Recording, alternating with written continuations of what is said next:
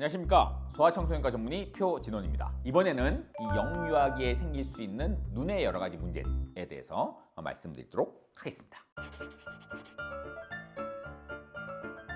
백내장이 나이 70이나 넘어야 생기는 병인 줄 알고 있었는데 이렇게 생각하시는 분들이 있는데 아이들도 백내장이 생길 수 있습니다. 이 백내장은 눈동자가 흐려지는 거죠. 그야말로 이 동공이 하얗게 되는 게 백내장이죠. 이 선천성 백내장은 빨리 치료하지 않으면 어떻게 되겠습니까? 이게 하얘니까 빛이 못 들어오죠. 그러면 앞이 안 보이잖아요. 그럼 그쪽을 안 쓰게 되죠. 안 쓰게 되면은 우리가 시력이 발달이 안 되고 결국은 그쪽 눈이 실명하게 됩니다. 그래서 빨리 발견해서 빨리 치료를 해줘야 백내장이 있는 쪽 눈의 시력을 발달시킬 수 있기 때문에 이것도 역시 조기에 발견해서 치료하는 것이 중요합니다. 보통 이제 이 동공이 하얘지는 거를 보고 바로 알 수가 있죠. 선천성 백내장은 날 때부터 이제 백내장이 있는 거죠. 그래서 신생아실에서 소아청소년과 전문의가 이제 이렇게 쭉 아이를 쭉 검진하면서 눈을 보고 동공이 하얗면 이제 백내장을 의심하고 이제 안과 전문의한테 의뢰를 해서 확실하게 진단을 받게 되는 거죠. 그런 경우에는 이제 수정체를 제거를 해서 이제 볼 수 있게 만들어 주는 거죠. 선천성 백내장 같은 경우에는 첫 달 안에 우리가 수술을 해서 이 수정체를 제거를 해주는 게 보통입니다.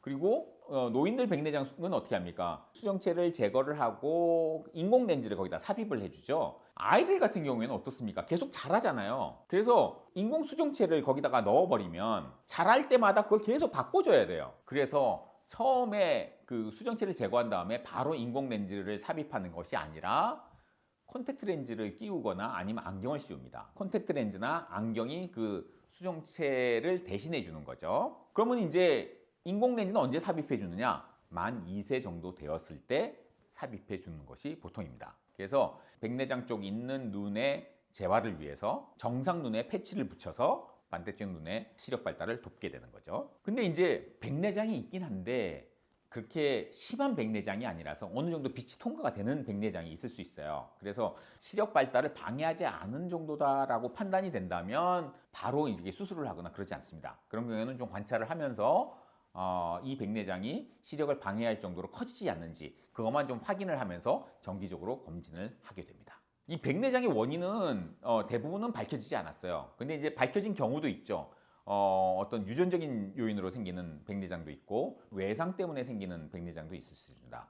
그리고 이제 엄마가 아이에게 임신 중인 상태에서 특정한 바이러스 감염이 되면 아이에게 선천성 백내장이 발생할 수 있어요. 대표적인 이제 풍진이라는 병이 있어요.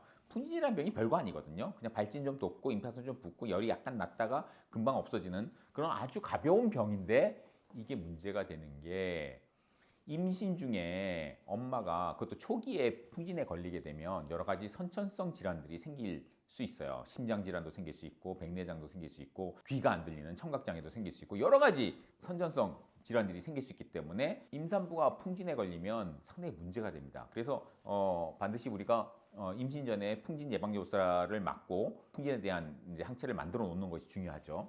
그리고 수두, 요즘은 또 지카 바이러스라는 게 있는데 우리나라에서는 뭐 그렇게 발병이 안 하고 있지만 외국은 지금 지카 바이러스 많이 문제가 되고 있죠. 그래서 이런 병들이 임신 중에 걸리게 되면은 아이가 선천성 백내장이 생길 수 있습니다. 그리고 이제 톡소플라즈마라는 기생충이 있는데 이 고양이한테 기생하는 기생충인데 이게 인간한테 감염되는 경우도 있어요. 근데 임신 중에 톡소플라즈마에 감염이 되면 이 선천성 백내장을 일으킬 수 있습니다. 그래서 이런 병들은 상당히 임신 중에는 조심해야 되는 병들인 거죠. 어떻게 주의를 해야 돼요? 사람 많은 데 가지 말고 손 잘 씻고 마스크 하고 그런 식의 예방법들 항상 기억해 두셔야 됩니다.